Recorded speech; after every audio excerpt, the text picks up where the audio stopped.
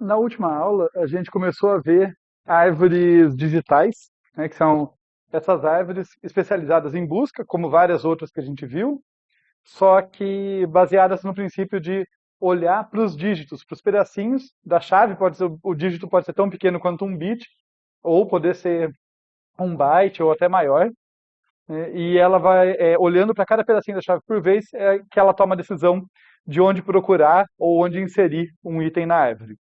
Essa ideia vai permear a aula de hoje ainda. Nós continuamos falando de árvores digitais, só que na última aula a gente viu que as árvores digitais básicas que a gente estava trabalhando não mantinham a propriedade de busca, não mantinham as chaves realmente ordenadas.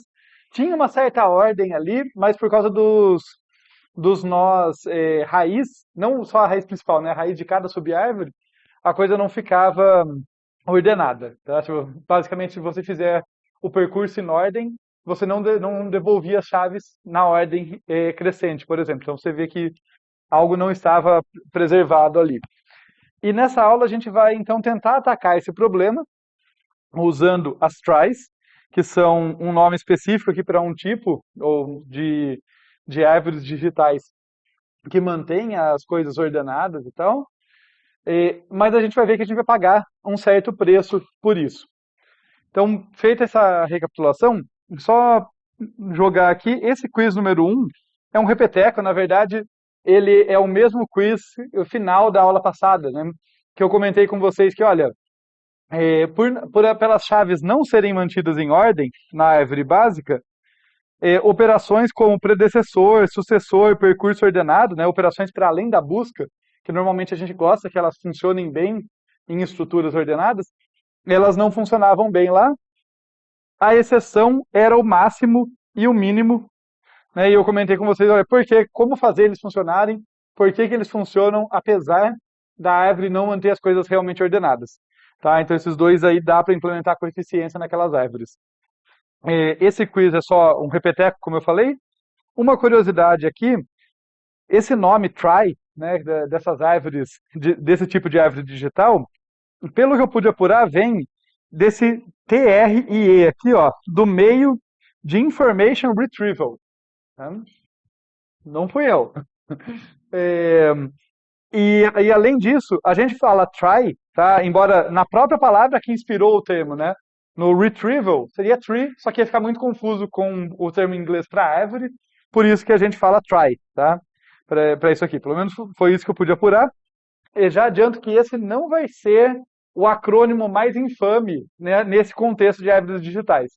Porque a gente vai ver que ao trabalhar com essas tries aqui, elas vão resolver alguns problemas das árvores básicas, né, das árvores digitais básicas, em particular essa questão da ordem, né, elas vão conseguir manter as coisas ordenadas, mas ela vai pagar um preço em memória e um pouco em eficiência também por isso.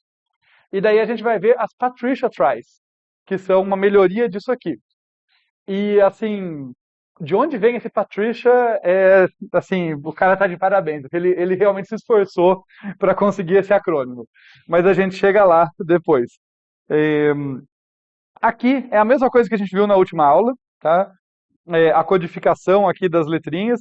A gente vai supor que a nossa árvore, pelo menos aqui nos exemplos mais simples, vai estar trabalhando com chaves de até 5 bits, né, para armazenar letras. E seguindo aqui a ideia que a gente cresce o índice dos bits da esquerda para a direita, começando no zero. Então, vou pegar um aqui só para deixar bem documentado, né? É como se esse aqui fosse o bit 0, bit 1, bit 2, bit 3 e bit 4, como se fossem as posições de um vetor, né? Então, só para a gente é, ter clareza sobre isso, já que a gente vai incrementalmente olhando para os bits dos dígitos. Ah, aliás, uma curiosidade. Essa, eu tinha me esquecido mesmo de falar, então, só de improviso aqui.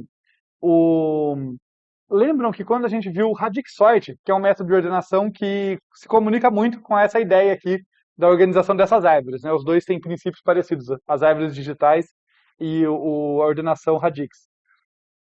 A gente tinha aquele que ia dos dígitos menos significativos para os mais e dos mais para o menos. A gente viu os que vão dos menos para o mais, né, o least significant digit, Radix sort, mas eu comentei com vocês que tem o most significant digit. Lá, isso acabava tendo alguns impactos bem relevantes para o tipo que o algoritmo funcionava. Não são iguais, embora o princípio seja o mesmo, o most significant digit ele funciona diferente. Tá? Aqui a gente não tem, até onde eu pude apurar, até onde eu verifiquei nos meus testes e tal, uma grande consequência se a gente trocar a ordenação aqui da esquerda para a direita ou da direita para a esquerda na questão da busca. Tá? A gente, obviamente, vai perder a questão da ordenação, porque a gente vai estar olhando para os dígitos menos significativos e dando mais importância para eles. Então, se eu fizer um percurso ordenado, não vai estar em ordem. Mas mas na questão da busca, a gente não perde e pode até ser algo desejável em algumas situações.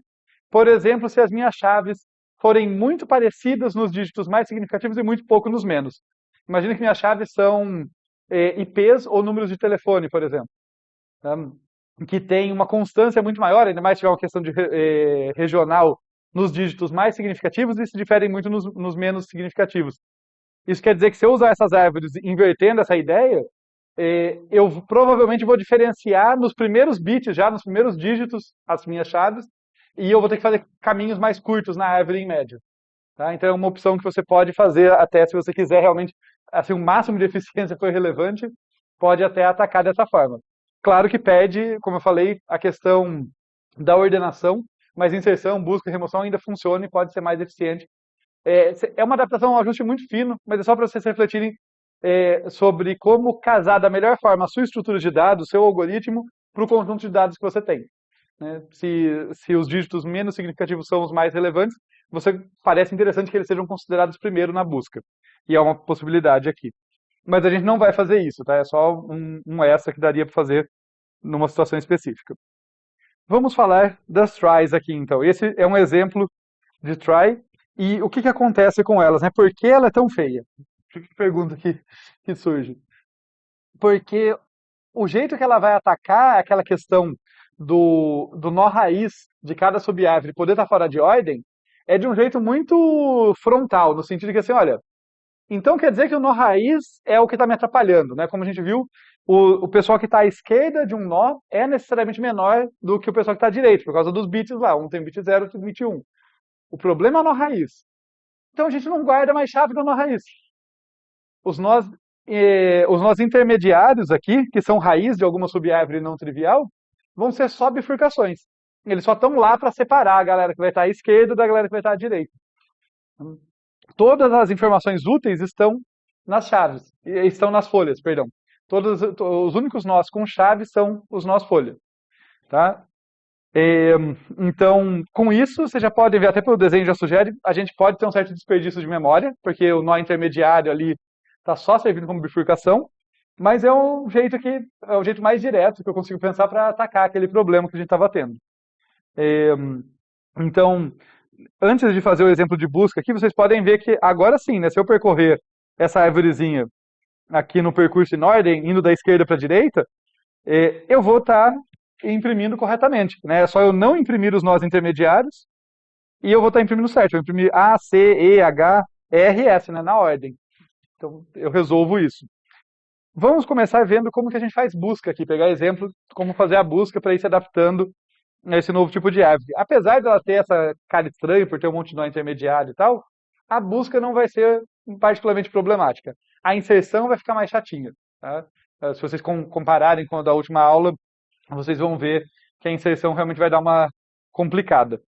Mas vamos começar na parte que nos favorece aqui, então, fazer a busca do E primeiro. Tá? No caso, se eu for tentar fazer a busca do E, deixa eu pegar uma cor para cada um, então um laranja claro aqui. Vou começar fazendo a busca do E, e agora eu nem tenho por que me comparar com o nó intermediário, porque não vai ter chave lá. Né? Já não vai acontecer. Então eu vou seguir os dígitos até chegar numa folha. Essa que é a ideia, que na minha busca eu vou seguindo os meus bits até chegar numa folha, começo aqui, nó zero. Então eu estava lá na raiz, vou descer à esquerda aqui, por causa desse nó zero. Próximo bit é 0, desço à esquerda de novo. Próximo bit é 1, desço à direita. Importante aqui já um primeiro detalhe, eu disse que toda a chave está numa folha, não quer dizer que a folha só vai aparecer no meu último bit, não é isso necessariamente. O ponto é, eu só vou me preocupar em olhar para o valor da chave do nó quando ele for uma folha. Se ele não for uma folha, por definição, ele não pode ser. O valor da chave dele, inclusive, se eu puder, a gente vai até falar de uma questão disso no final, eu podia até eliminar aquele campo. Se eu puder trabalhar com mais de um tipo de estrutura, nó intermediário não precisava ter chave. Eu podia me livrar daquilo. Então, finalmente, agora sim, olha, aqui é nulo e aqui é nulo, né? Dos dois lados. Então, cheguei numa folha, daí eu me comparo e eu faço comparação. Opa, essa chave aqui é igual a E? É. A busca devolve verdadeiro, encontrou. Tá? Então, nesse caso aqui, a minha busca encontrou o resultado, encontrou a chave desejada. Tem mais dois exemplos aqui, porque a gente vai ver que agora, quando encontra, é sempre isso. Vou buscando até chegar numa folha, vou seguindo os bits até chegar numa folha. Quando chegou na folha, eu me comparo e encontro a chave. Agora, o não encontrou tem mais de uma possibilidade. Vamos ver aqui quais são essas possibilidades. Então, vou buscar o D agora, procurar outra cor para ele. O azul claro aqui. Então, começo lá da raiz, né? Estou apontando ali. Primeiro bit é 0. Vou descer à esquerda. Ainda estou no nó intermediário, não estou em folha. Segundo bit é 0. Vou descer à esquerda de novo. Terceiro bit é 1. Estou repetindo o caminho, né? Vou descer à direita. E agora eu cheguei numa folha. Tá? Não é porque eu cheguei numa folha que a busca foi bem sucedida. Né? Quer dizer que ali poderia estar a chave que eu estou buscando. Pode não estar. Pode ser só alguém que tem o mesmo prefixo que eu, que tem o começo da chave igual. E é esse caso. Né? Eu vou procurar, nesse momento o azul, estou procurando o D. Quando eu chego numa folha, é o E. Então, a minha busca falhou. Esse cara não está na árvore. Tá? Então, isso aqui resultou em falha, embora tenha encontrado uma folha.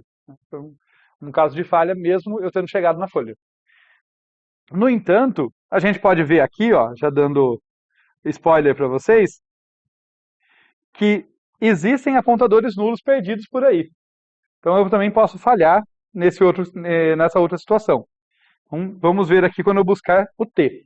Então agora eu vou buscar o T aqui. Alguma dúvida? Primeiro bit é 1. Vou descer à direita aqui.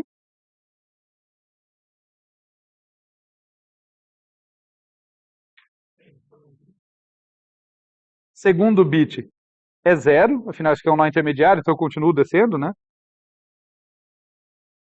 Desço para cá. Vou fazer uma setinha, deixa eu completar minha setinha, pronto. Terceiro bit é 1, e daí eu desço para cá, que é nulo. Tá? Então nesse caso a minha busca também falhou, mas falhou diferente, falhou porque eu cheguei no apontador nulo. Tá bom? Então a busca já ficou um pouquinho... Tem um caso a mais ali, mas nada difícil, né?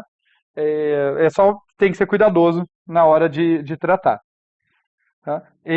O que eu deixei um espaço aqui para destacar uma outra coisa com vocês, para puxar da aula passada, né? Essa árvore aqui que a gente está vendo, essa try, ela seria equivalente à seguinte árvore de antes, por exemplo. Imagina que o A foi inserido primeiro, então o A poderia estar ali na raiz, e eu poderia ter aqui à esquerda, por exemplo, o H, o E e o C.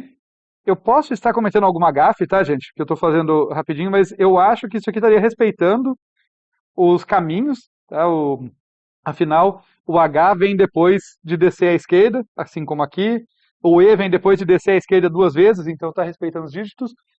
Mas notem como ela fica mais enxuta, né? A nossa árvore básica fica mais enxuta. A try realmente está pagando um preço para poder manter todo mundo em ordem. Quando ela resolve jogar todo mundo nas folhas, ela aumenta o número de nós.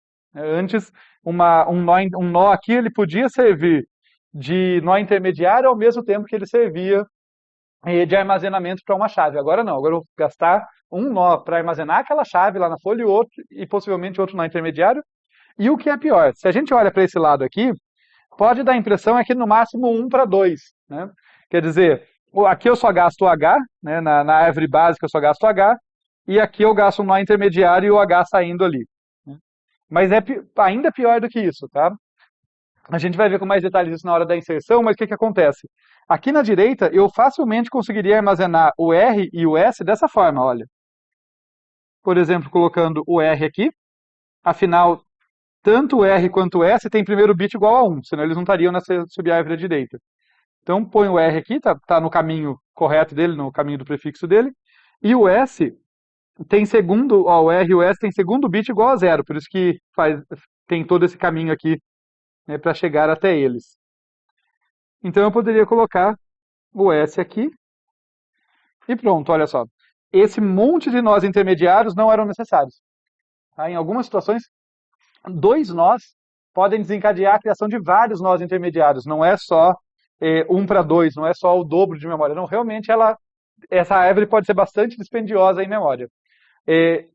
Como eu falei, esse é um preço que ela paga para resolver o problema, mas mais do que isso, eu acho que é importante, às vezes a gente precisa de uma ideia intermediária que não é tão boa para dar um passo maior, porque a gente vai ver que a Patricia Try, que resolve isso na próxima aula, ela é muito mais complexa, tá? Ela é mais desafiadora para entender.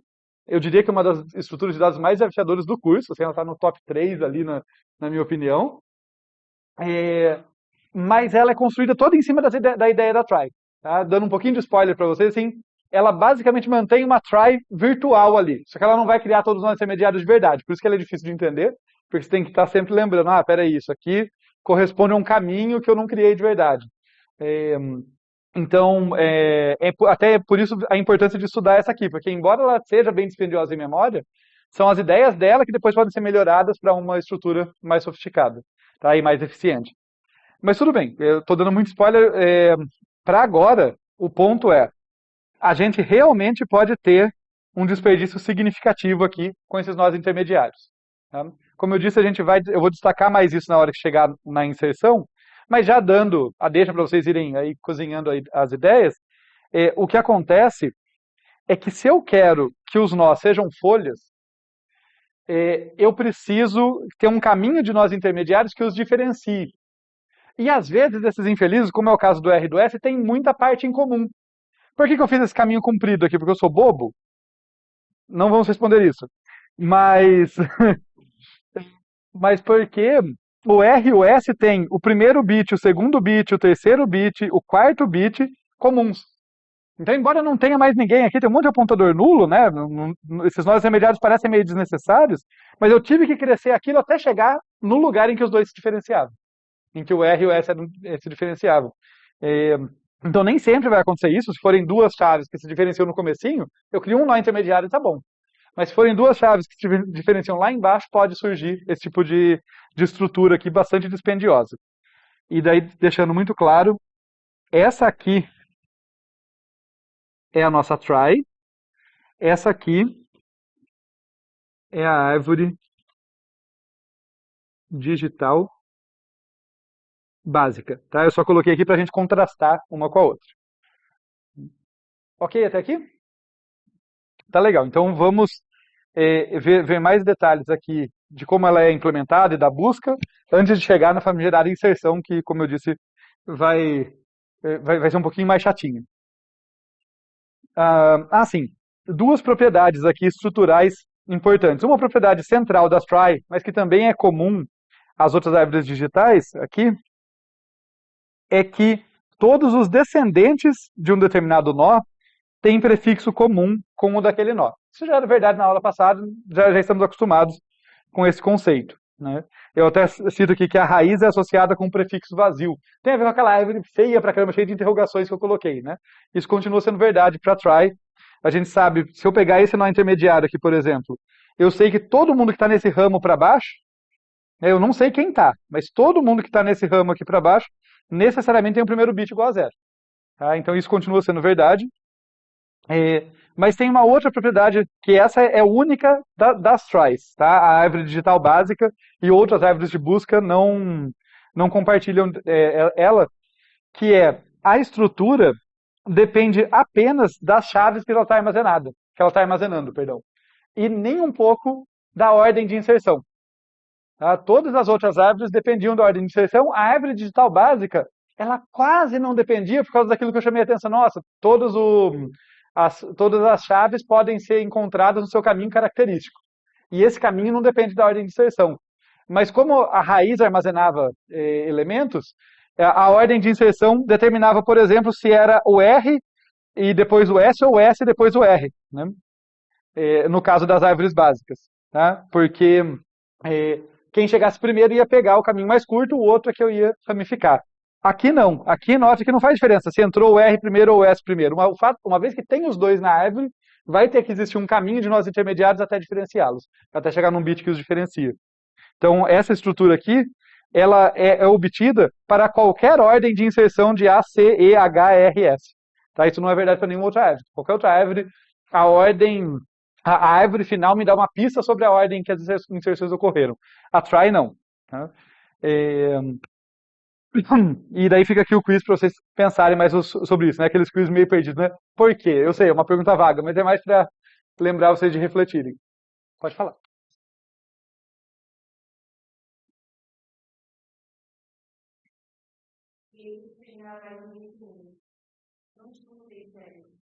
No caso, não ia funcionar aqui, porque para esse exemplo que você está falando, você está me dando uma chave com 6 bits. E todas as minhas chaves têm 5 bits. Agora, vamos supor essa situação que minhas chaves têm 6 bits, todas elas. Porque é uma característica dessas árvores que eu preciso de chaves de tamanho fixo. Mas tudo bem, eu poderia ter 6 bits. Se fosse o caso, quer dizer que o S teria algum outro bit depois. Por exemplo, vamos dizer aqui que ele teria o bit 1 depois. E daí você está me dando uma outra chave, sei lá, o cerquilha, que tem codificação 10011 e 0. Né? O bit que diferencia ela do S seria esse sexto aí, todo o resto é comum. Daí eu chegaria aqui e criaria, vamos fazer assim. Opa, deixa eu pegar uma outra coisa. Criaria um nó intermediário, à esquerda dele ficaria o cerquilha, que acho que eu disse que ele tem o último bit 0, né? Isso. Ele tem o último bit 0. E à direita dele ficaria o S.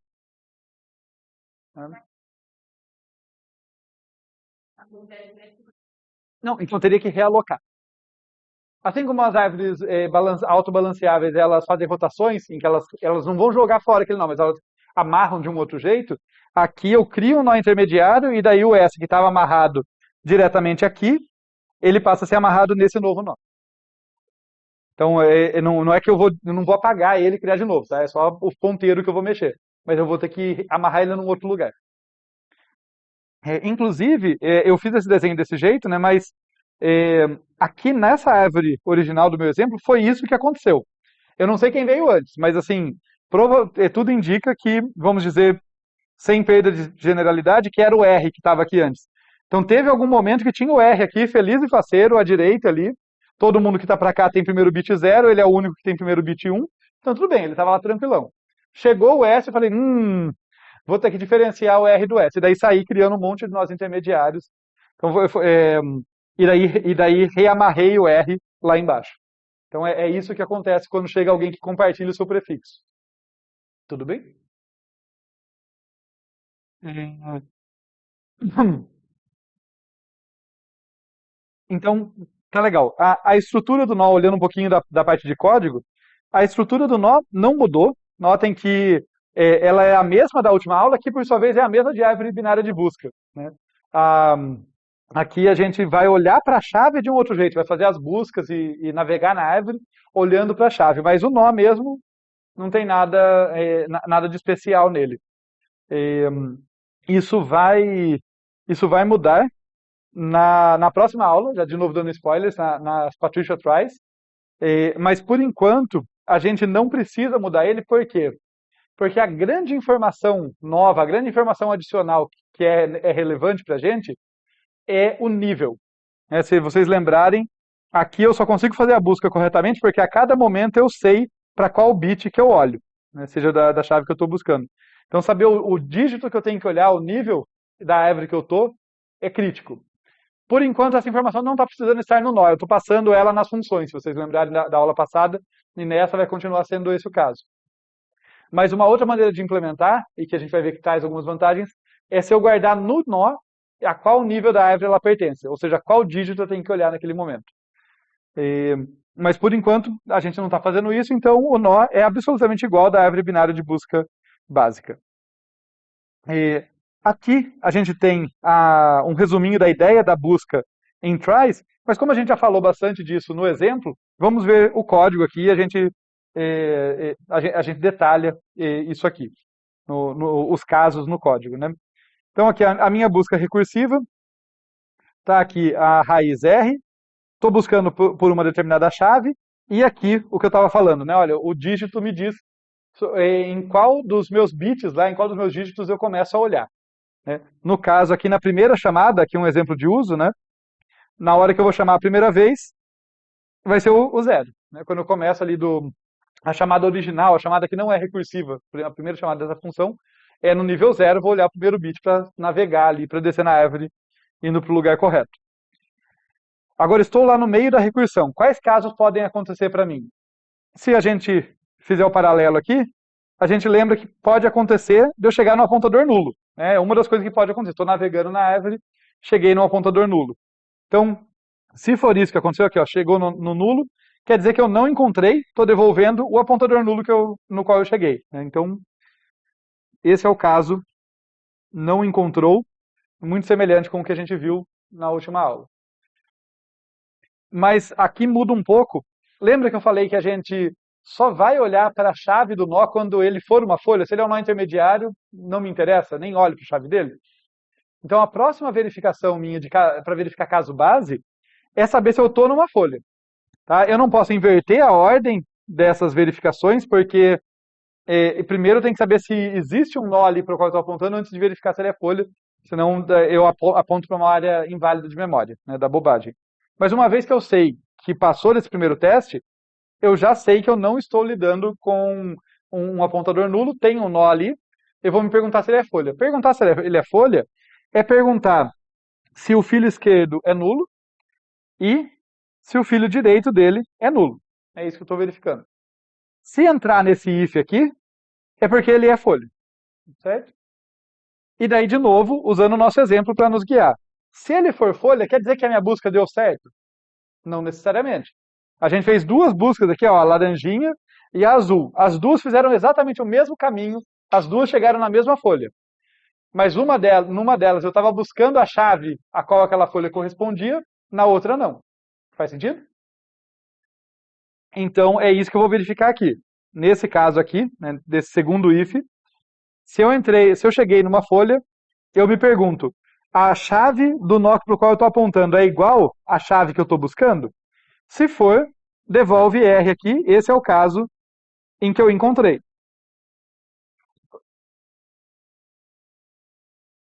Devolver R significa, nesse caso, devolver o nó que eu estava buscando, o nó que tem a chave que eu estava buscando, certo?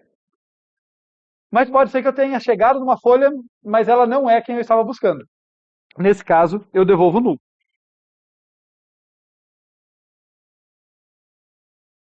Então notem que a gente tem aqui dois casos base em que eu não encontrei e em que eu encontrei, correspondendo exatamente aos exemplos que a gente viu antes, né? Tem duas maneiras diferentes de falhar e um tipo de jeito de dar certo a sua busca. Tudo bem até aqui, gente? Pode perguntar.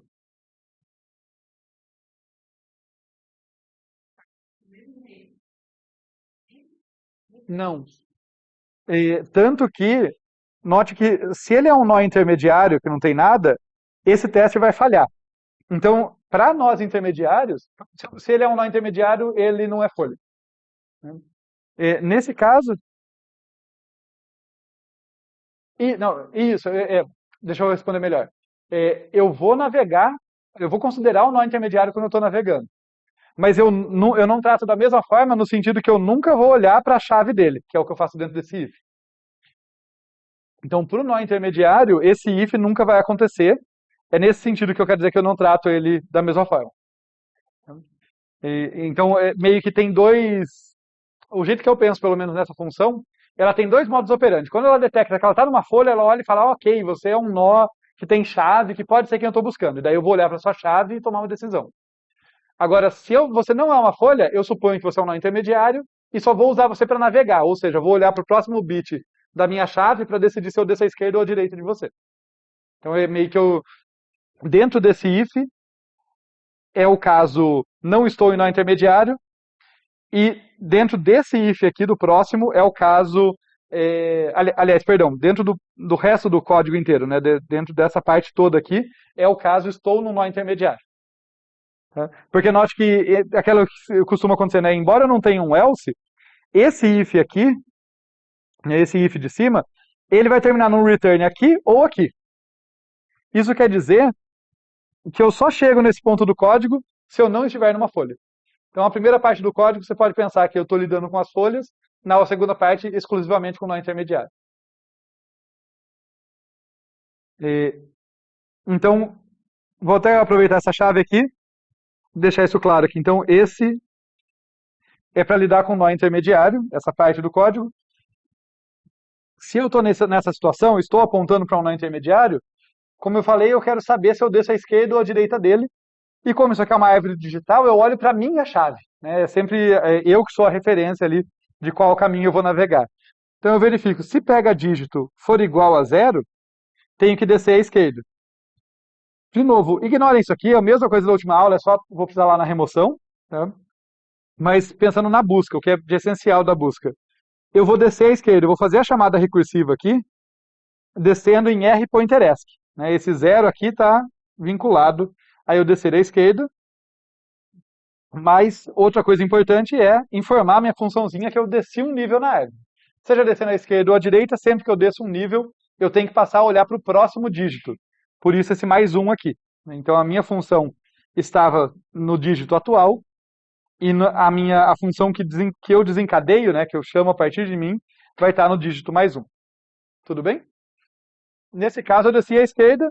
No nosso else implícito aqui, ó, é o caso em que o meu bit atual, meu dígito atual era 1, e daí eu vou descer à direita. Vou chamar a busca recursiva, descendo à direita, e de novo colocando o dígito mais 1. Tudo bem, pessoal?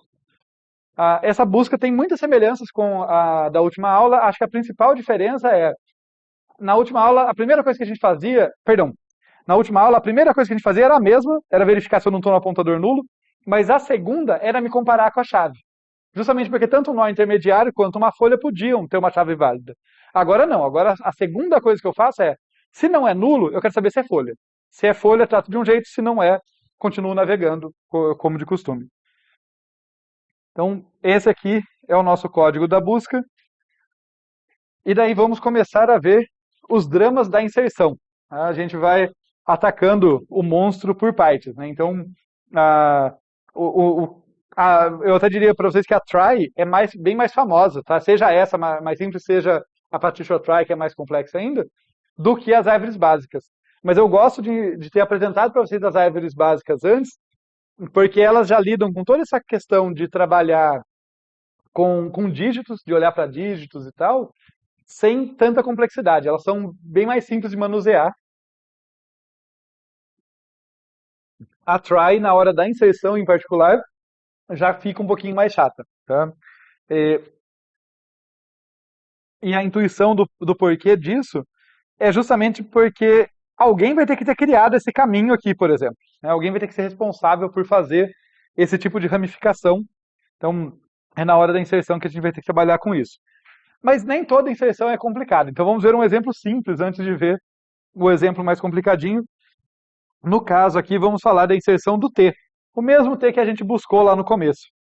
A gente tinha buscado ele. Então, vou fazer aqui primeiro uma busca por ele para saber onde ele poderia ser inserido, qual que é a situação. Então, eu começo aqui na raiz. É um nó intermediário, então eu olho para o primeiro bit. Vou olhar aqui. Meu primeiro bit é 1, desço à direita.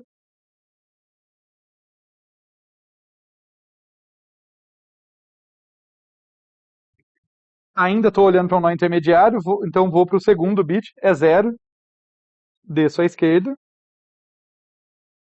Nó intermediário ainda, desço então à direita de novo, porque meu terceiro bit também é 1.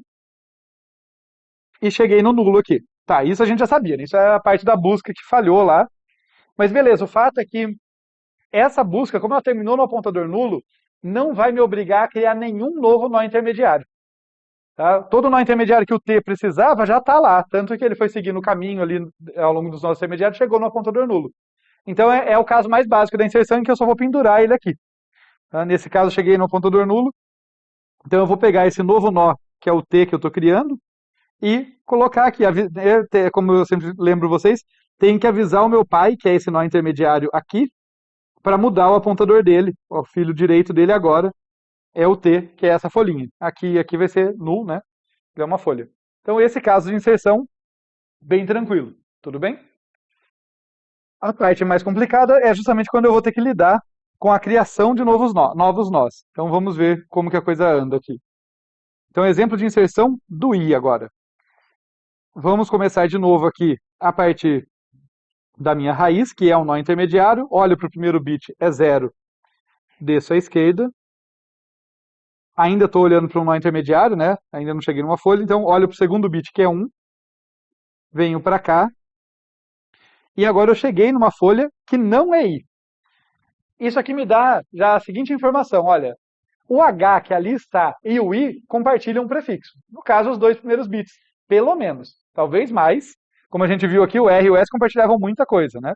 Talvez mais, mas eles compartilham um prefixo. Então, assim, pelo menos um nó intermediário terá que ser criado para diferenciá-los.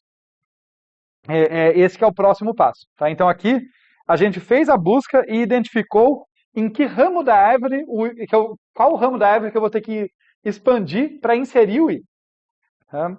Vai ser o mesmo ramo em que estava o h, eu vou ter que crescer esse pedacinho aí. Daí o que eu vou ter que olhar na sequência é onde que o i e o h se diferenciam. Tá? Depois a gente vai ver como que a gente implementa isso. Mas tentem pegar a ideia. Tá? Então a gente não vamos ser muito preciosistas na parte técnica aqui, vamos olhar mesmo a visão ampla. Né? Tá, eu olho para o i e para o h, eles têm um prefixo comum, alguma coisa, com certeza, senão não estaria no mesmo ramo, mas quão grande é essa coisa? Vamos ver aqui, olha. 0 e 0, 1 e 1, 0, 0, 0 e 0. Quer dizer, 4 bits em comum, só se diferenciam no quinto bit, que no nosso exemplo é o último. Né? Então, eles coincidem nos 4 primeiros dígitos. Isso significa, gente, que eu vou precisar de 4 nós intermediários, a partir da raiz até o nó que vai diferenciá-los finalmente. Tá? Porque eu preciso de um nó que separa eles pelo primeiro bit, pelo segundo, pelo terceiro. Minto, né? Eu vou precisar de 5, porque daí o quinto que vai ser o derradeiro que vai resolver as coisas para mim. Então, como eles coincidem nos 4 primeiros níveis ali, eu vou precisar criar nós internos até o nível 4. Tem que tomar cuidado com isso, porque o nível começa em 0. Né? Então, criar até o nível 4 significa que, no fim das contas, eu vou ter 5 nós intermediários no caminho deles. Eu vou até fazer aqui aquele tracejado para lembrar vocês dos nossos níveis, para a coisa ficar mais clara. Então, aqui,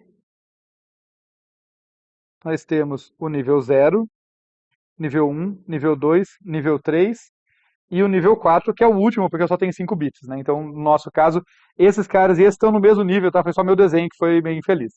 Mas é a mesma separação ali.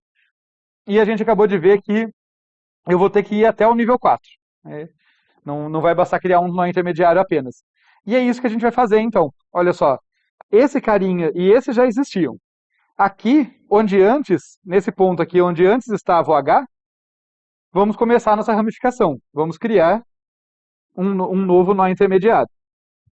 Esse nó intermediário, como está no nível 2, ele me indica que eu vou olhar justamente para o bit número 2 das chaves que eu quero separar. Tentem manter em mente o meu objetivo. Eu estou ramificando, não porque eu gosto da árvore cada vez mais feia e mais espalhada, mas porque eu quero separar esses caras. Tá? Esse é o meu objetivo. Então eu vou lá e olho para o H e para o I, e deixa eu até fazer aquele destaque. Aqui você tem o dígito que corresponde aos níveis. Né? Então, ó, bit 0, 1, 2, 3 e 4. 0, 1, 2, 3 e 4. A gente está aqui, voltando para cá, no nível 2. Então eu tenho que olhar para o bit número 2 ali. Olha só, o bit número 2 do H e do I é igual a 0. Isso quer dizer que desse nó intermediário vai sair um ramo para a esquerda aqui. Tá? Vai continuar a ramificação para a esquerda. Na direita vai ser nulo. Vai sobrar um apontador nulo ali. Daí vamos para o próximo nível. Nível 3. A gente vai de novo olhar para os bits deles. Agora para o bit número 3. É 0 e 0. tá? Novamente, os dois são iguais a zero ali. Isso quer dizer que vai continuar a ramificação para a esquerda aqui, no zero, e aqui vai ser um apontador nulo. Tá na direita aqui, onde seria o 1. Agora nível 4. Vamos olhar para o quarto bit. Como é o último, a gente tem certeza que finalmente vai diferenciar, né? É... Peraí, falei uma bobagem, né? Desculpem. Como eu tenho os nós intermediários aqui, eu posso chegar até o nível 5, né? Falha minha aqui, desculpem, tá? É... Então daí eu chego no nível 4 para fazer a diferenciação e essas folhazinhas que só se diferenciam no último bit estarão no nível 5.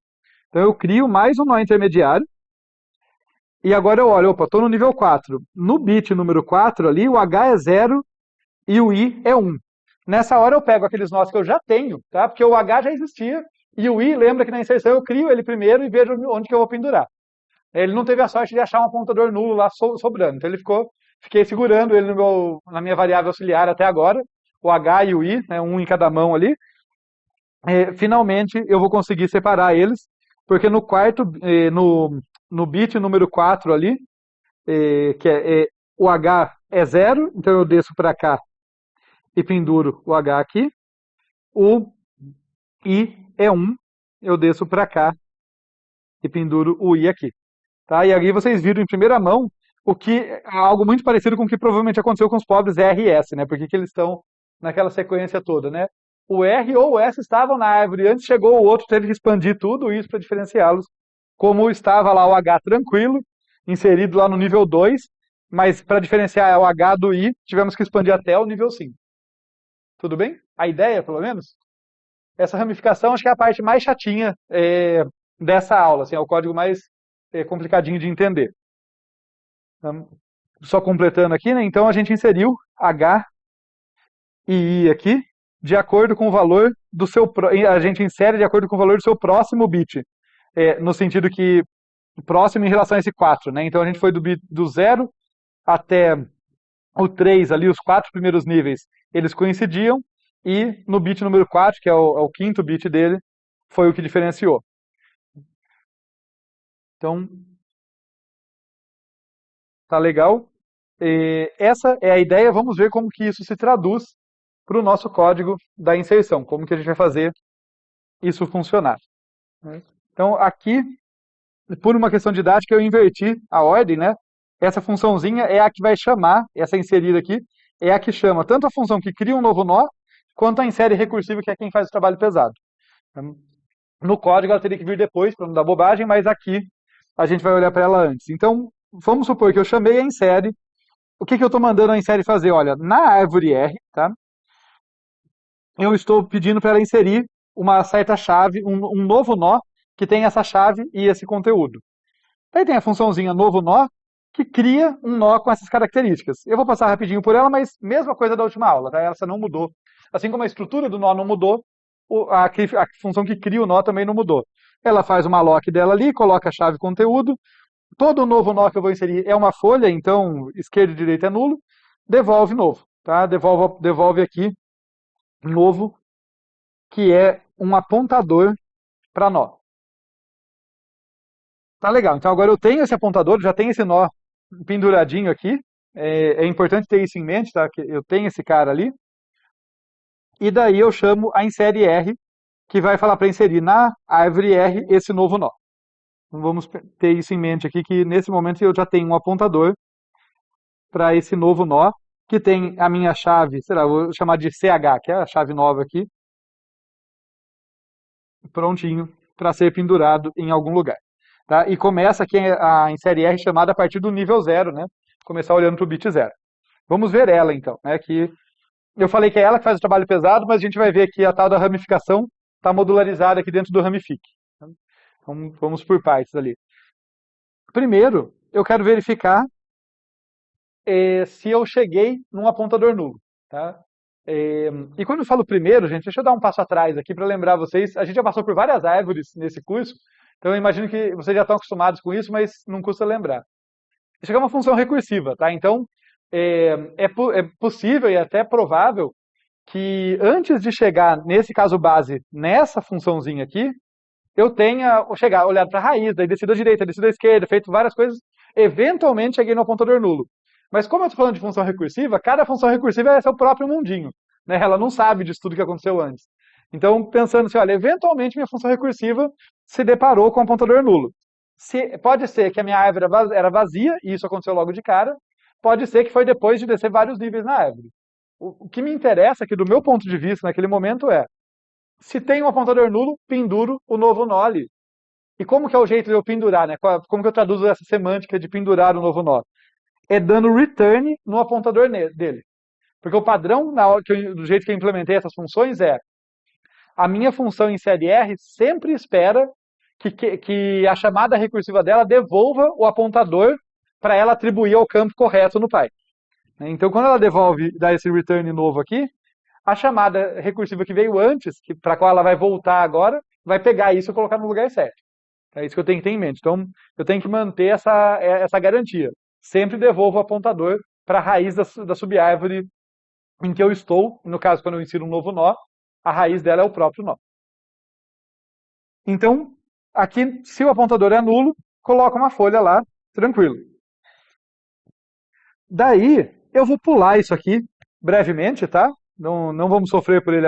É o caso de ser uma folha, mas a gente já fala dele. Mas se não é nulo e não for folha, que a gente já expande, eu tenho que continuar navegando. Eu basicamente tenho que continuar descendo na árvore, decidindo ali para qual caminho que eu vou, até eventualmente chegar no apontador nulo ou numa folha, né? Então, isso é essa parte aqui do código, né? A parte de navegação é essa parte final, em que eu vou olhar para o meu próximo dígito, né? Para o meu dígito atual da minha chave. Se ele for 0, desço à esquerda. Se ele for 1, desço à direita. Muito parecido com a busca, né? A inserção, ela tem essa característica de busca que, quando ela acha um apontador nulo, ela pendura lá. Quando ela acha uma folha, ela ramifica. Mas até ela chegar nessas situações, ela vai descer na esquerda ou à direita, igualzinho à busca.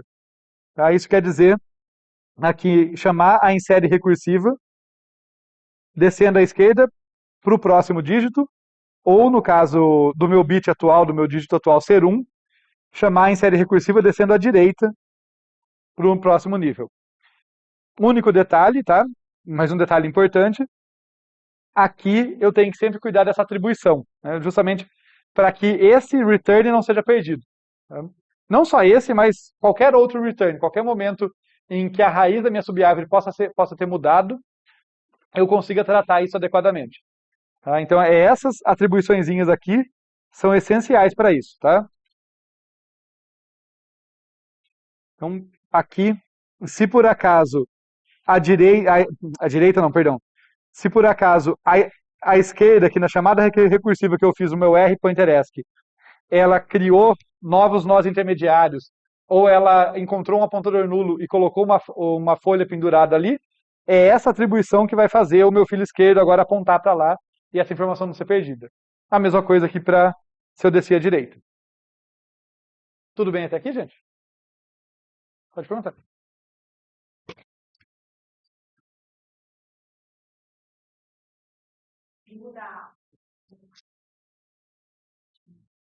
Deixa eu tentar fazer um desenho para dialogar com isso aqui.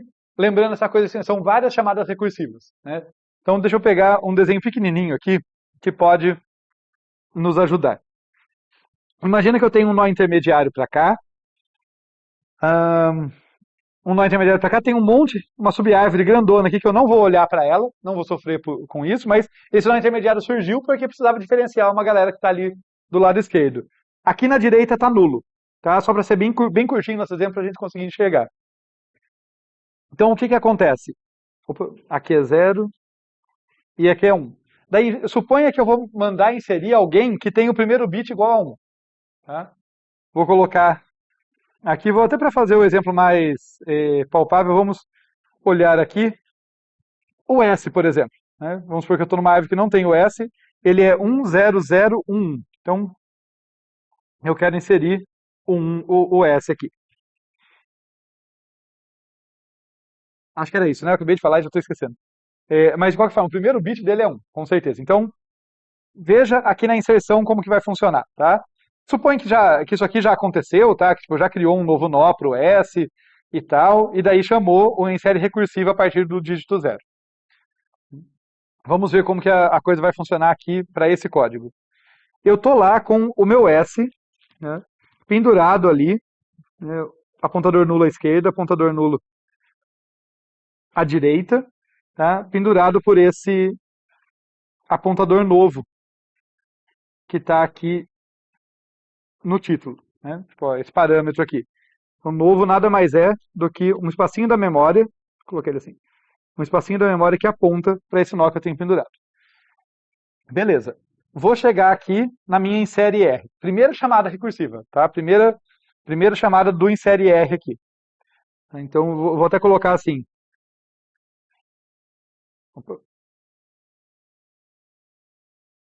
Em série R1, tá? Para indicar que é a primeira. Nessa chamada recursiva, o que eu faço? Eu verifico se R é igual a null. O meu R é esse carinha aqui, né? O raiz original da R disponível. O meu dígito é 0. Tá? Nesse caso aqui, o R é aquele e o dígito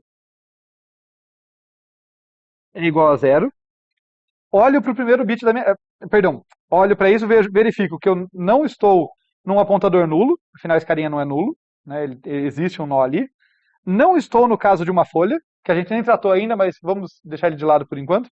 Não estou no caso de uma folha. Chego nessa situação da pega dígito. Vou olhar para o meu dígito 0, afinal essa é a minha posição. O meu dígito 0 vale 1. Olhei para ele aqui, ó, ele vale 1. Então eu faço uma chamada recursiva descendo à direita. Tá? Eu desço à direita, eu caio nessa situação aqui. Isso significa que, olha, nesse momento do meu código, eu desencadeio aqui a em série R, aqui, segunda chamada, no caso, descendo à direita. Tá? Quando eu falo que está descendo à direita, essa função aqui, ela só sabe dos parâmetros que ela recebeu. Quem sabe que ela foi uma chamada à direita foi a função anterior. A função anterior que desencadeou a em série R2 nessa linha de código. Então, a primeira chamada recursiva disparou essa aqui. Essa aqui, que eu grifei, é a em série R2. Ela vai começar a ser executada agora. Quando a em série R2 começa a ser executada, ela tem um dígito maior, né? O dígito sempre aumenta ali. Eu tomei esse cuidado aqui na hora de passar os parâmetros. Então ela vai olhar, vai ter dígito igual a 1, mas mesmo antes disso, ó, eu vou começar a executar o código da em série R2 e vou cair aqui que R é igual a null. Porque, como ela desceu à direita, ela está apontando para cá.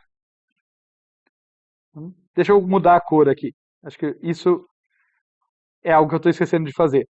Ó, eu vou usar, como função recursiva são todas iguais, né, muda os parâmetros, mas a função é a mesma, dá sempre muita confusão para a gente. Então, vou mudar aqui, ó, colocar um laranjinha ali. E aqui também. Então, olha, a raiz da em série R2 está apontando para cá, porque ela foi desencadeada por um RDIR da função anterior. Tá? Ela recebeu como parâmetro o RDIR da função anterior. Então, ela aponta para esse cara, que no caso é nulo. Quando essa função começa a ser executada, a em série R, a segunda chamada da em série R começa a ser executada, eu testo se R é igual a null, vai dar verdadeiro, ela devolve null. Né, perdão, falei besteira. Ela devolve novo, ela devolve o apontador daquele nó. Então, esse carinha estava lá esperando para ser usado.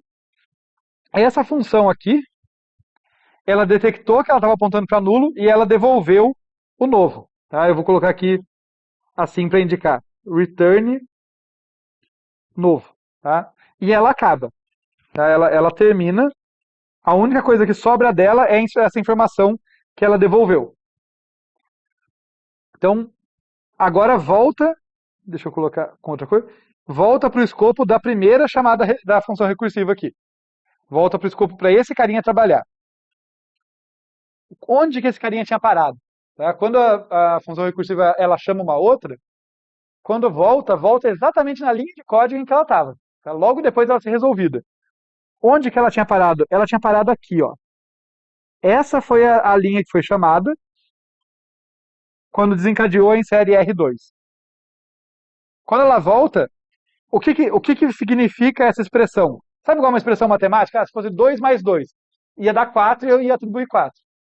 Pensa na função computacional como se fosse uma expressão matemática. O que que essa expressão me devolveu? Qual foi o return dela? O endereço do novo. Então, isso aqui, né, o que voltou aqui foi o endereço do novo e ela fez uma atribuição. Nesse momento, então, quando volta aqui, a próxima linha de código da série R1 aqui, o que ela faz é deixa eu colocar em azul, né? R pointer dir recebe o que tinha voltado, que era o endereço do novo. Nesse momento foi amarrado. Ok? É um tanto confuso mesmo, assim, recursão leva um tempo até a gente assimilar ela. Sabe? Algoritmos interativos costumam, assim, você bate o olho e fala, ok, eu sei o que está fazendo. Recursão dá um pouco desse nó. O que costuma ajudar para mim é ver se eu estou mantendo, como que eu posso dizer, se eu estou mantendo as propriedades que eu defini formalmente. Quer dizer, se eu defino que a minha função sempre devolve o apontador para a raiz, em qualquer ponto de final de código, em qualquer lugar que ela terminar, ela tem que devolver esse cara. Eu tenho que confiar que qualquer chamada. Não interessa o fluxo de código que aconteceu. Nota aqui, por exemplo, ó, se ela encontra null, ela devolve o novo. Se ela não encontra null aqui, ó, por exemplo aqui, ela não pode simplesmente acabar, ela tem que devolver o R. Ela, em qualquer final de código, ela vai devolver o apontador. A gente vai ver depois que esse ramifique devolve o endereço do nó intermediário que ele criou, porque ele vai criar uma ramificação. Então eu tenho que confiar que eu estou sempre devolvendo o apontador para a raiz da subárvore que eu fiz. E daí eu sei, né, se eu for consistente com isso, nesse caso, por exemplo, eu sei que quando eu faço essa atribuição, não é qualquer coisa que está voltando para mim, é exatamente a raiz da subárvore na qual eu estou interessado para manter a amarração. Mas é um tanto confuso mesmo, assim, o jeito que as funções recursivas funcionam. Pode falar.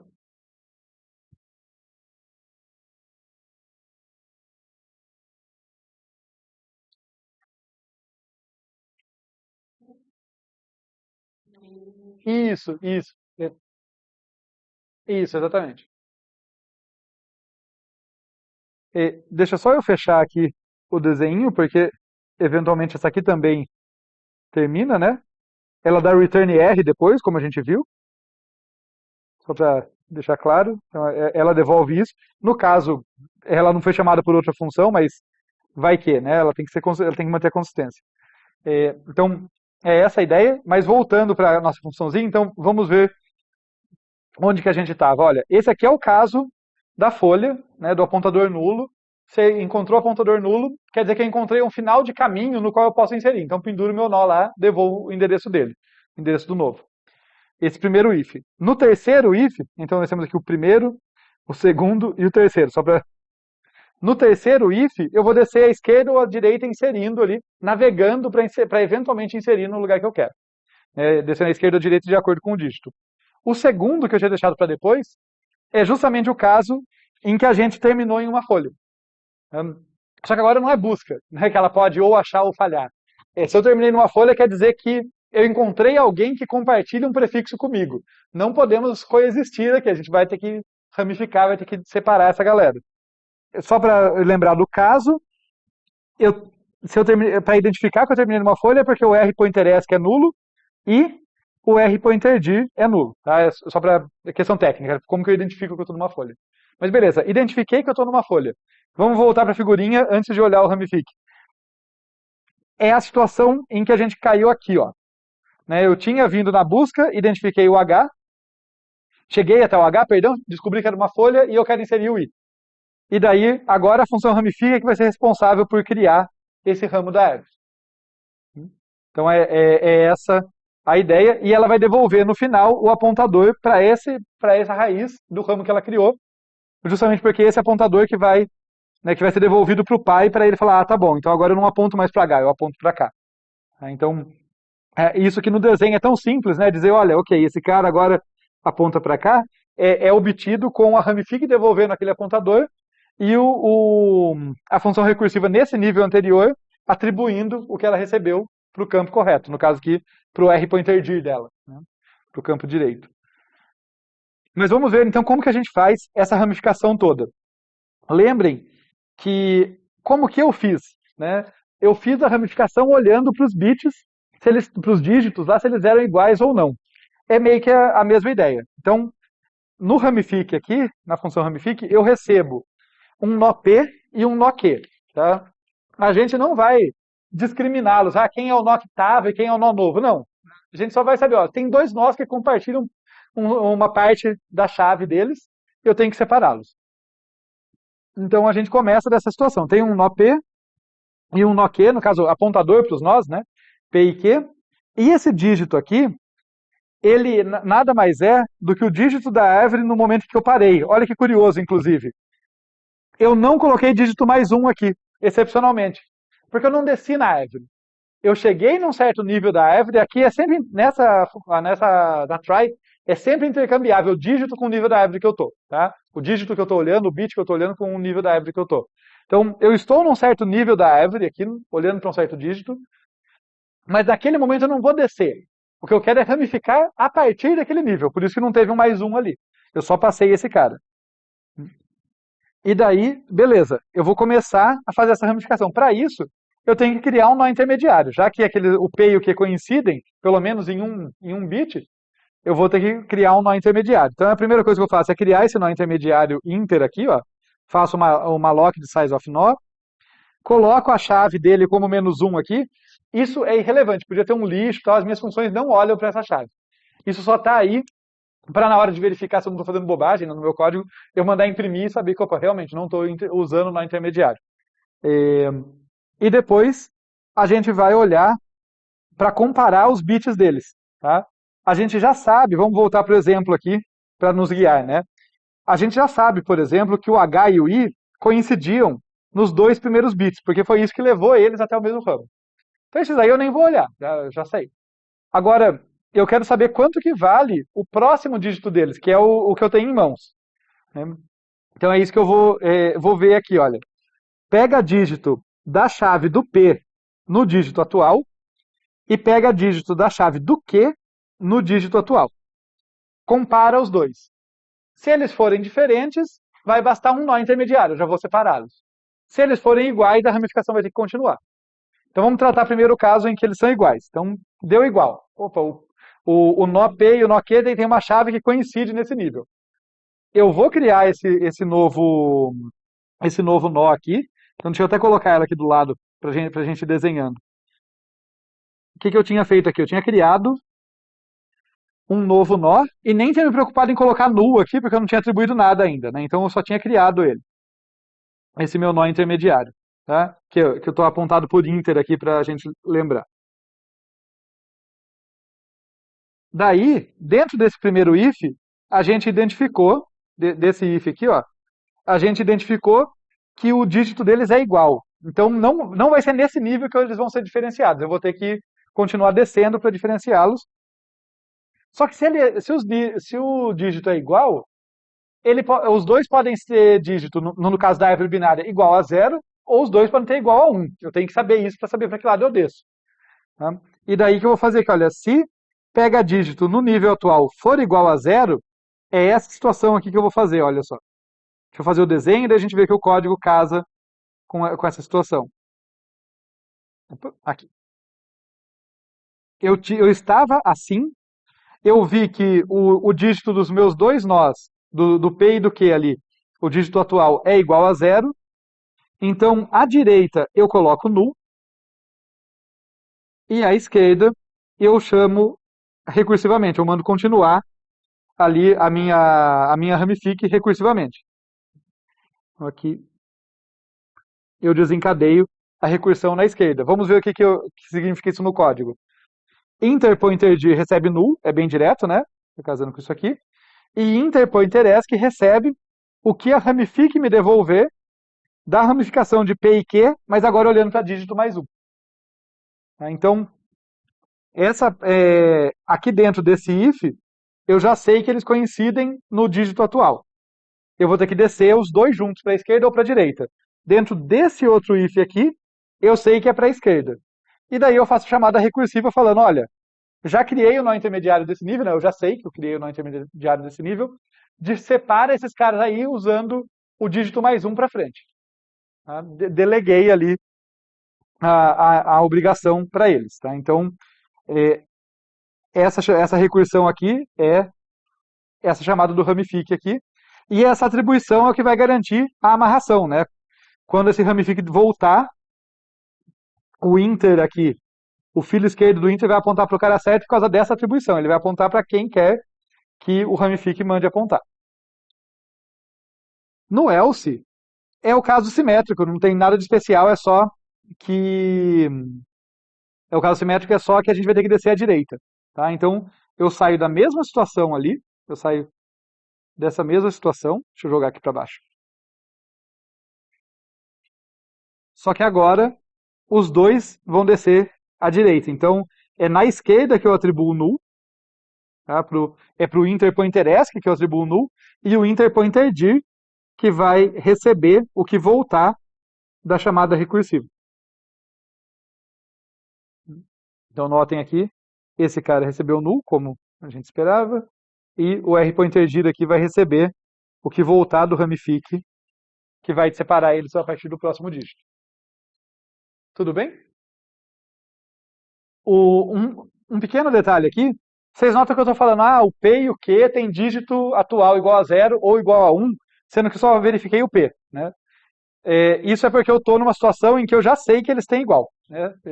Eu posso me dar o luxo de só verificar um deles para saber que os dois têm igual a 0 ou os dois têm igual a 1, porque eu estou dentro desse if aqui que já me garante que os dois têm o dígito atual igual. Beleza? Isso aqui é o que vai garantir esses inúmeros níveis, tá? Isso aqui foi uma chamada da Ramific que concluiu que os dois tinham o mesmo dígito atual igual a 0, e daí chamou outra chamada da Ramific para o próximo dígito, que também os dois tinham um valor igual a 0, e daí chamou outra, que finalmente, essa última aqui, vai cair no outro caso, que é o caso em que eles têm o dígito atual deles lá, o dígito 4, diferente, e vai ramificar. Vamos ver então como que é esse caso, tá? Aqui na Ramific. Se esse if aqui de cima falhou, tá? Se ele não deu igual a 1, perdão, se ele não deu igualdade, quer dizer que eu vou conseguir separar esses caras com o nó intermediário atual, tá? Com esse nó intermediário. Vamos ver então aqui nesse else, tá? Quando as chaves diferem no dígito atual. Agora, se elas diferem, eu tenho que saber quem que é 0 e quem que é 1. Né? E é isso que eu vou verificar, olha. Se a chave do P for 0, qual situação eu tenho? Se a chave do P é 0, o P vai ter que ficar à esquerda do nó intermediário atual e o Q à direita. Então, eu volto lá em cima, vou pegar a mesma figurinha, a figura desse inter aqui.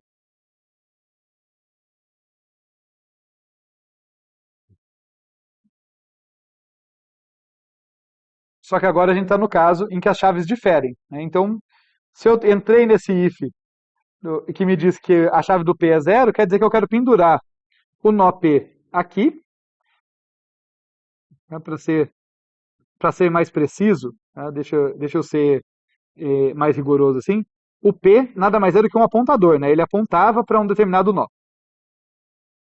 Então, eu vou pendurar ali, eu vou falar para ele, olha, você passe a apontar para o mesmo cara que o P aponta. E o Q era também um apontador que apontava para outro nó. E eu vou falar para ele, olha, passe a apontar, o seu filho direito passe a apontar para quem o Q aponta. Né? Então quer dizer, interpointeresc que recebe P, interpointerdir recebe Q. Então fica correto aqui.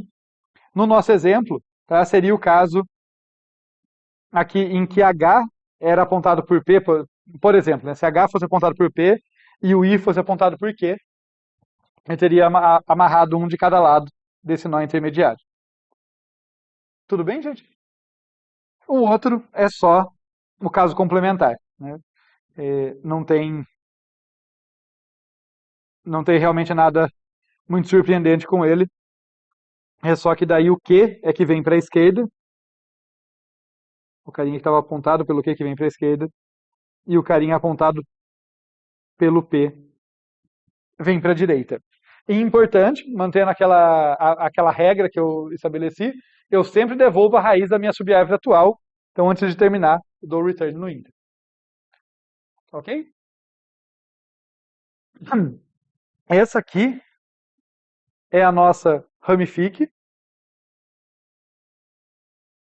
Deixa só eu me situar, porque tem uma segunda versão da ramifique que eu acho interessante.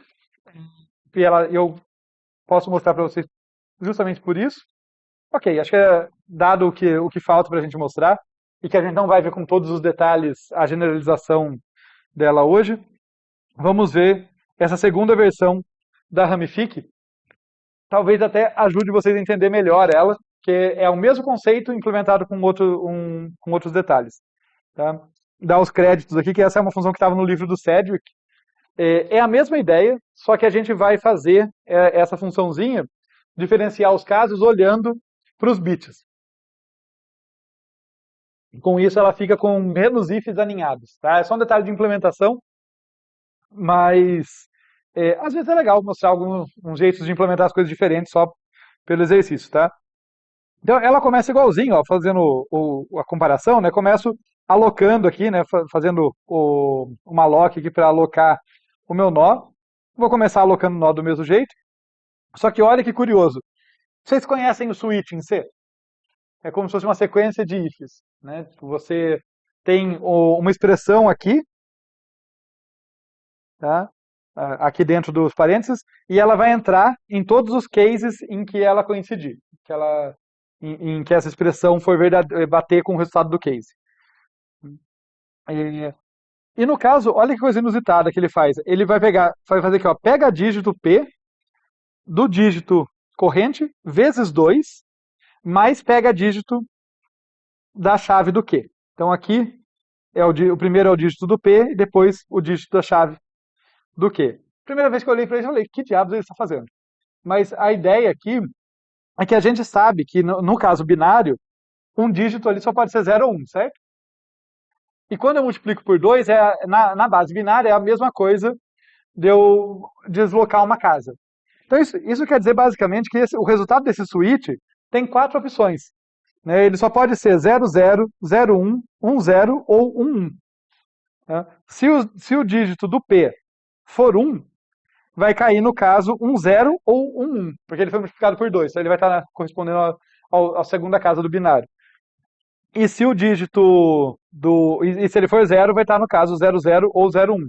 De modo semelhante, os casos que tem o bit mais à direita aqui igual a 1 é quando o dígito do Q é 1. Tudo bem? Eu não vou mostrar, não vou torturar vocês com todos os detalhes disso aqui. A parte que eu acho interessante é que, uma vez que a gente já viu a função anterior que tem a mesma lógica, a gente pode pegar as figurinhas e fazer a associação aqui. Então vamos ver aqui, olha. Vocês vão ver que fica menos assustador do que parece. Esse caso aqui, olha, em que eu fiz recursão à esquerda, recursão descendo no 0 ali. Se eu fiz recursão descendo no 0, é porque o dígito atual do P e do Q eram iguais, e mais do que isso, eles eram iguais a 0, né? Porque eu desci à esquerda para falar, ó, diferencia esses caras pelo ramo da esquerda. Por quê? Porque os dois têm no caminho característico deles descer para a esquerda naquele ponto. Então, isso corresponde ao caso 0 aqui. Por quê? Porque 0 é igual aqui a 0, 0 em binário, né? Sendo esse o bit do P e esse o do Q. Tá? Então, o case 0 aqui nada mais é do que essa situação aqui. Olha, eu vou descer à esquerda. Vocês vão ver que o que tem aqui dentro é exatamente o que estava lá dentro daqueles ifs. Tá? Então a gente não precisa revisitar todos os detalhes do código, é só a gente saber casar com os cases, né? Casar cada situação aqui com o que a gente tem que fazer. Tá? Então, nesse caso aqui, quando a gente tem o valor 0, porque por eu ter montado a chave desse jeito, o valor do switch desse jeito, eu sei que quando eu estou no caso zero é porque o bit do P era zero e o bit do Q era zero. Então, os dois vão descer à esquerda. Eu estou nessa situação aqui. Tudo bem? Vamos pegar um próximo aqui e ver onde que ele entra. Vamos ver se vocês conseguem me ajudar aqui para a gente verificar se vocês estão acordados. Ó. Nessa figurinha aqui, vamos usar a figurinha para desmistificar o negócio, não ficar tão confuso. Ó. Nesse caso, eu estou descendo à direita. Né? Eu estou continuando a recursão à direita. Quer dizer que os dois têm o bit igual a 1. 1 em binário é igual a 3. Então, é aqui embaixo que acontece esse caso. Esse case 3 aqui corresponde a 1, quer dizer, o bit do P era 1 e o do Q era 1. Tá? E, de novo, vocês podem olhar aqui dentro, tem a mesma coisa que tinha aqui. Um detalhe importante, detalhe de programação, muito cuidado se vocês forem usar switch em C, lembrar que precisa do break. Senão ele executa tudo a partir dali, tá? Tem linguagens que o switch, já por padrão, ele só executa o caso em que você cai. É como se fosse sempre um if com else, né? Tipo, eu só executo, tipo, se eu entrei no caso 0, eu executo só o caso 0. Se eu entrei no caso 1, eu executo só o caso 1. Em C, não. O padrão de C é, se você executa a partir daquele caso até te mandar sair. Então, se você esquece esse break, o seu código está todo errado e é muito confuso porque na sua cabeça a semântica está certa, né? Você não percebe o que ele está fazendo, tá? Então um tipo de problema em C quando você usa o switch que pode ser bem chatinho de achar, tá? Então tomem esse cuidado. Vamos terminar de fazer os casamentos aqui. No caso em que o P entrou à esquerda e o Q entrou à direita. Falem para mim, qual o valor dos bits dele? Se o P vai ser adicionado à esquerda e o Q à direita.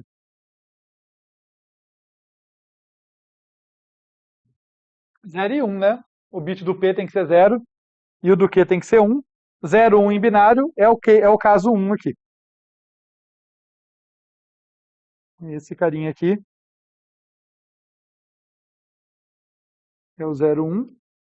E daí sobra o 1, 0 aqui, em que o P vai entrar à esquerda, vai entrar à direita, perdão, e o Q à esquerda, acho que é esse cara aqui. É só que eu achei bem inusitado e diferente. O jeito que ele separou, né, em vez de fazer vários ifs, ele criou digamos, uma chave aqui, uma codificação do switch dele que representava todas as possibilidades que ele podia tratar. Mas a ideia, tanto desse segundo quanto do primeiro ramifique, é a mesma. Tá? É ir avançando enquanto para guardar, como eu sei que o código é chatinho, dá um pouco de dor na cabeça, guardem a ideia. Esse ramifique, ele quer continuar criando nós intermediários e descendo níveis na árvore, enquanto os bits dos nós não se diferenciam. E na primeira vez que eles se diferenciarem, ele coloca um para um lado, outro para o outro. Dúvida? Dúvida? Então, esse é o ramifique. Eu não vou entrar em muitos detalhes sobre a remoção, tá? Eu vou só fazer uma observação rápida aqui e deixar um quiz para vocês.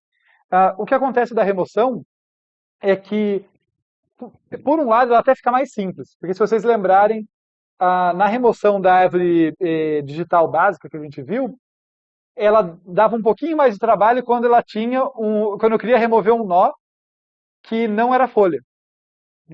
Só que agora isso não vai acontecer, ao menos não diretamente, porque as chaves são todas nas folhas. E remoção de folha é mais fácil, é só tirar ela, certo? O porém que acontece é que ao remover um nó, imaginem que eu tenho aqui de novo fazer uma árvore bem pequenininha só para dar um exemplo. Aí imagina que aqui era null, e daí aqui tem uma chave, por exemplo. Não sei como que eu cheguei nessa situação, inclusive, mas vamos supor que eu cheguei. Tá? Então aqui tem um X e eu vou removê-lo. Tá? Então vou eliminar esse carinha aqui. Remover ele, como eu disse, não é problema.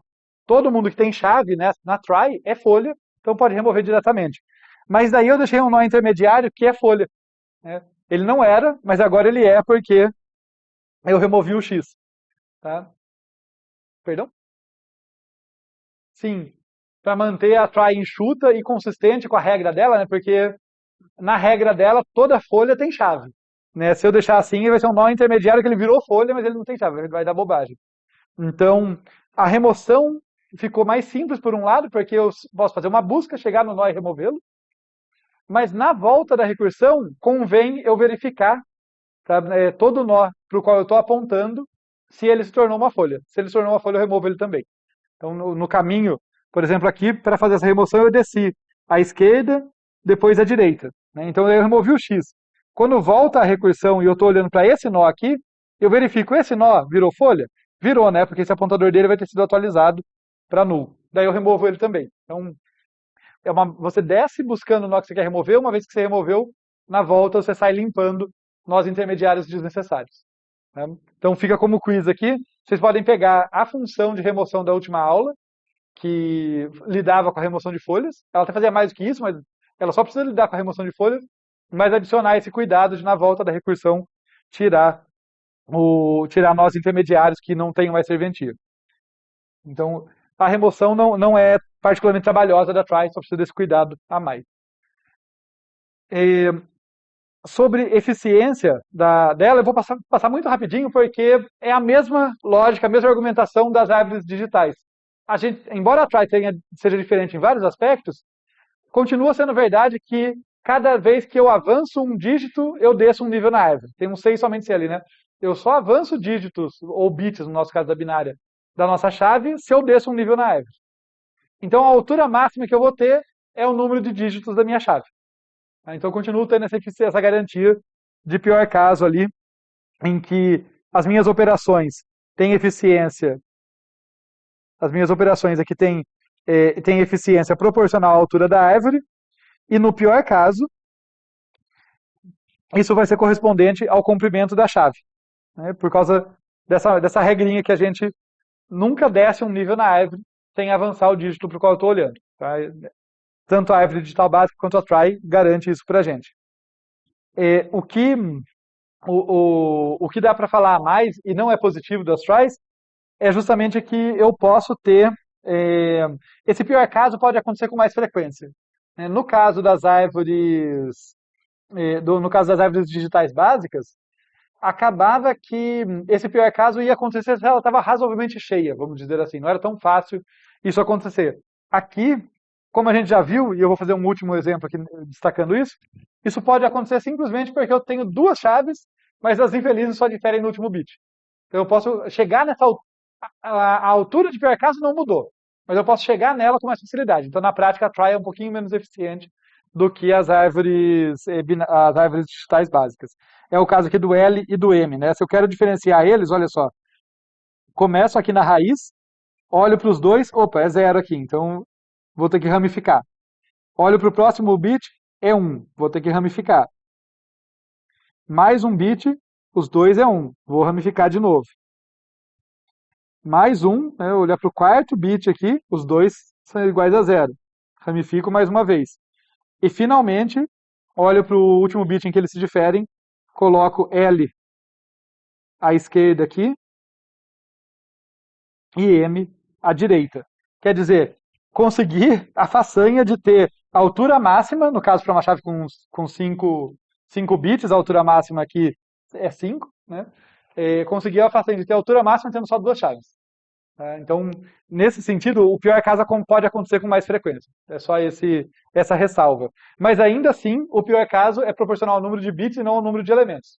Então, sem contar que, acho que um detalhe importante, assim, embora isso seja bem emblemático de assim, pô, não parece bom, né? Isso ter destaque. Pensem que a gente vai usar esse tipo de estrutura quando eu tenho muitos dados.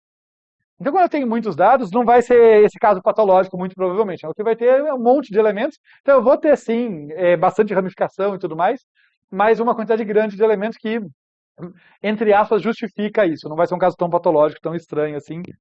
Na prática, ela vai funcionar bem. No pior caso, vai garantir a altura máxima ali, proporcional ao número de níveis. Então, um pouco pior que a árvore digital, mas ainda tem basicamente os benefícios que a gente atribuiu à árvore digital, né? Não precisa ficar fazendo rebalanceamento, rotação e tal, e tem uma eficiência boa de pior caso. Sobre a eficiência de espaço, acaba impactando também o mesmo exemplo, né? A mesma coisa que pode afetar aqui a altura, afetar a altura da árvore, portanto a eficiência, esses caras aqui custam, né? Então, na questão de uso de memória, eu diria que é o ponto mais fraco da Try. Assim, ela pode gastar muita memória adicional desnecessária, coisa que a gente viu a árvore digital básica não fazia, né? Ela tinha lá ela gastava um nó para cada chave. Para cada novo elemento gastava um nó. Aqui eu posso gastar mais nós, certamente mais do que um nó por elemento, e às vezes mais do que dois e tal. Então, nessa questão de eficiência de espaço, eu diria que é o principal ponto negativo dessas árvores. É, deixa eu ver coisas para comentar. Ah, sim. Uma curiosidade, mas bem por cima aqui. Existem certas estruturas de linguagem, e aí eu vou confessar minha lacuna, eu não me lembro como faz isso em C, por isso até que acho que eu não pus o exemplo, e acabei não parando para pesquisar. Mas existem algumas estruturas de linguagem, não sei se chama union em algumas linguagens, é, em que eu posso ter dois tipos que são intercambiáveis. Tá? Então, eu posso ter, por exemplo, um apontador, falando bem por cima, assim, eu posso ter um apontador que aponta para um tipo que é uma quimera. Às vezes eu trato ele como tipo A, às vezes como tipo B. É o mesmo apontador, não me dá erro de compilação nem nada, mas ele aceita que tem hora que eu vou tratar ele como uma estrutura. Vou supor que aquele espaço de memória está dividido de um jeito internamente, numa outra hora de outro jeito. Por que isso é interessante para a gente? Porque eu não preciso gastar o campo-chave com o nó intermediário. Então, se eu quiser dar uma melhoradinha nesse desperdício de memória, é sutil, porque eu ainda vou precisar do nó intermediário. Mas eu poderia declarar dois tipos de estrutura aqui. Um nó folha que tem a chave, tem conteúdo, tem tudo, e um nó intermediário que só tem filhos. Né? E daí eu uso o mesmo tipo de apontador para ambos. Então dá até para fazer esse tipo de coisa, mas, sinceramente, está aqui mais por essa curiosidade que pode ser útil em outras situações, porque para try mesmo não vai resolver. Tá? Porque o maior custo não vem do nó intermediário ter chave, vem do fato dele ter vários filhos. Tá? Então, não é isso que vai fazer a diferença. Falar, agora a try não desperdiça memória. Não, não. Ela tem muito nó intermediário, ela continua sendo problemática. Mas é só uma curiosidade que pode ser útil em outras situações, em que às vezes você tem essa ambiguidade. Você tem duas estruturas diferentes ali, num mesmo espaço, e você pode, uma hora, trabalhar com uma, outra hora com outra. E não gastar o dobro de memória por isso. Só para a gente fechar, gente, já que excepcionalmente não estamos estourando totalmente o tempo, a parte das tries, digamos assim, de compreensão das tries, a gente está aqui. Não fiquem assustados, mas só para, né, não enganar ninguém, as Patricia's tries são significativamente mais complexas, né, que a gente vai ver na próxima aula. É, mas a parte de compreensão de, poxa, como que eu faço as buscas, como que eu faço a inserção e tal, e até a remoção, a gente passou rapidinho, mas falou um pouco dos cuidados que tem que ter, estão definidos aqui. O que tem a mais de try que é super importante, que eu falei rapidinho no final da aula passada e que eu quero reforçar aqui. É muito mais fácil entender uma try binária, assim como foi muito mais fácil entender uma árvore digital básica binária, do que uma que tem um monte de dígitos com muitos tamanhos variados e tal. Mas, do mesmo jeito que a gente não faz radic sort com um bit, com dígito igual a um bit, a eficiência dele vem de ter um dígito de um tamanho razoável, então ele quebra a chave lá em poucos pedaços. A eficiência dessas árvores também, né, elas vão ser competitivas na prática quando eu trabalhar com dígitos maiores. Né? Colocando um exemplo simples, né? Imagina que minha chave tem 64 bits. E se eu andar um bit por vez, minha altura no pior caso é 64. Se eu for armazenar 1 bilhão de elementos, ainda é melhor meu pior caso ser 64 do que ser 1 bilhão. Então, beleza, ela ainda tem uma garantia. Mas ela vai ser realmente competitiva quando eu trabalhar, por exemplo, com o meu bit igual a 8, e daí minha altura máxima vai ser 8. Porque 64 dividido por 8 ali, eu ando de 8 em 8 bits. Tá? Então, a gente estuda ela na versão binária porque é mais fácil entender. Mas é legal saber generalizar. Então aqui eu só vou chamar atenção para vocês para os pontos chaves da generalização. Na figura, para nos ajudar, é isso aqui. Né? Na tribinária, eu tenho esquerda e direita para filhos, tá? De acordo com o bit ser 0 e 1. Mas pensem nisso, olha, o filho da esquerda eu acesso se o meu bit for 0, se o meu bit atual for 0. O filho da direita eu acesso se o meu bit atual for 1, correto? É isso que me faz descer à esquerda ou à direita. Então, o jeito de generalizar isso, eu falei no finzinho da última aula, mas né, é um assunto novo, né, então não custa repetir, é ter um vetor de filhos em que eu desço para o meu filho de acordo com o índice aqui. Tá? Então, pensem, eu poderia generalizar essa estrutura, em vez de falar em esquerda e direita, até um vetor com 2 filhos. Se meu bit é 0, eu desço para o filho 0. Se meu bit é 1, eu desço para o filho 1. Mas uma vez que eu fiz isso, já que eu tenho um vetor, por que me restringir a 2 filhos? Né? Eu posso ter base filhos. Eu posso ter um monte de filhos ali, proporcional ao número de... proporcional não, exatamente igual ao número de elementos que meu dígito pode representar. Se meu dígito tem 8 bits, eu posso ter 256 filhos. De acordo com o dígito, eu olho para o meu dígito e eu sei para onde que eu desço. Não só a esquerda ou a direita, mas eu desço para o filho 0, filho 1, filho 2, filho 3, filho 255. Tá? É isso que essa figurinha está representando aqui, por isso que eu estou do 0 até o 255. Mas mesmo isso não é o limite. Tá? Se for conveniente numa situação, eu posso trabalhar com um dígito que tem 16 bits. E daí eu tenho 64, 65 mil filhos aproximadamente, não lembro de cabeça aí. Em computação, a gente acaba decorando exponencial base 2, mas tem um limite, né? Depois de um ponto, eu não me lembro mais. É, mas é essa a ideia, tá? Essa é a chave da ideia da generalização. Em vez de pensar em esquerda e direita, pensa num vetor de filhos em que o valor do dígito é o índice do filho para o qual eu desço. E daí o dígito pode ter... o meu dígito pode ser 0, 1, ou pode ser de 0 a 255, ou até mais do que isso.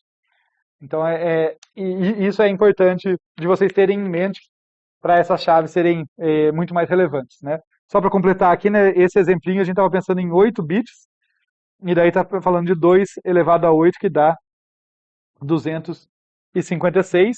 Né? Então, o meu vetorzinho de filhos ali tem 256 apontadores.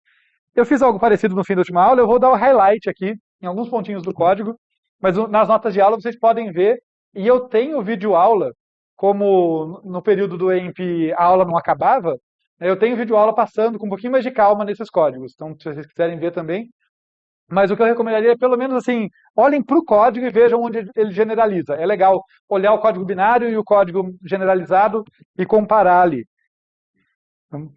Então a gente tem aqui, né, bits dígito igual a 8, isso quer dizer que a minha base vai ser igual a 2 elevado a 8, que é exatamente o 256 que a gente pôs ali em cima. Então, eu vou ter 256 filhos. Aqui, o meu vetorzinho, o meu filhos pointer aqui, é um vetor de apontador com 256 opções aqui, né? 0, 1 até 255. Cada um deles um filho em potencial.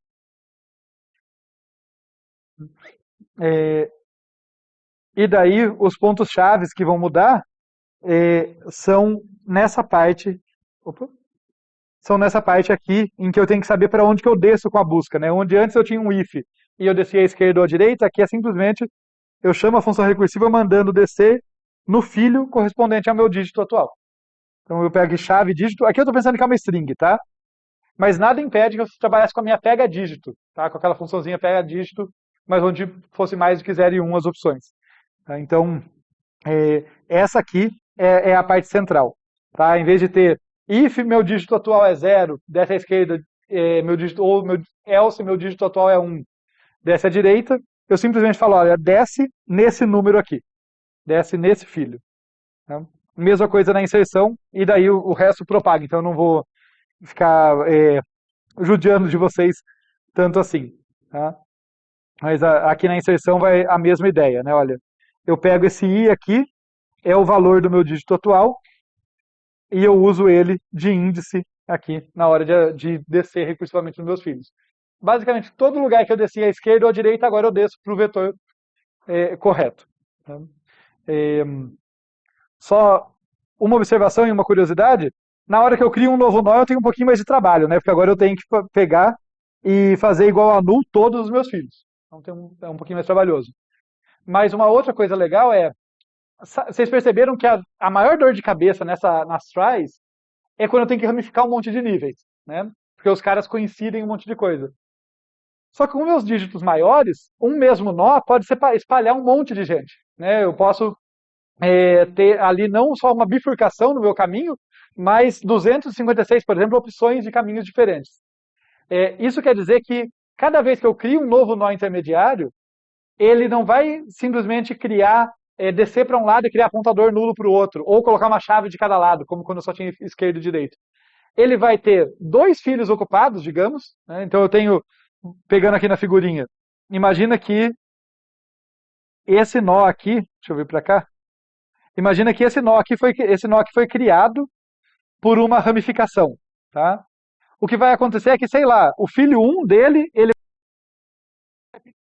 o filho 254 dele vai pendurar alguém aqui embaixo, supondo que eram esses dois caras que coincidiam até os dígitos anteriores e diferiram nesse. Mas ele vai deixar todos os outros 253 filhos vazios, e isso significa que na prática eu vou ter muito menos ramificação, né? Eu faço uma vez uma ramificação, a menos que eu seja muito azarado de tipo ter um cara que coincide com um dígito desse ou desse, provavelmente o que vai acontecer é que a galera vai entrando nas outras opções. Tá? Então, as ramificações ficam menos frequentes e inserções acabarem em apontadores nulos ficam mais frequentes, são as inserções mais simples. Tá? Isso também contribui para o bom funcionamento dessa árvore quando os meus nós são maiores. Tá? Porém, eu gasto mais memória. Tá? Afinal, isso aqui custa, né? O tanto de memória que meus nós ficam mais pesados. Tá? Na próxima aula, a gente fala das Patricia Tries. Tá? Venham para a aula, não fiquem traumatizados, tá? A gente encara elas, a gente vai com calma. Vocês já viram as tries, né? Eu vou um passo por vez justamente para a gente conseguir encarar elas, por mais que elas sejam um pouco desafiadoras.